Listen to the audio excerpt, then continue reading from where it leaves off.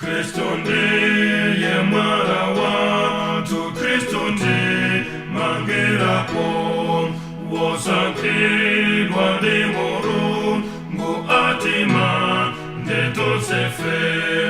Iye ndi mthandizi wathu mkulu, pirira ye.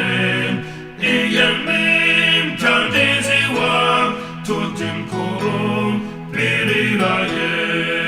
Mudalitse nyumba yathu Mbuye nthawi zonse tu, muthandize anthu onse odzakuphunziramu, ndi antchito anu omwe odzakwaphunzitsamu, ndi antchito anu omwe odzakwaphunzitsamu.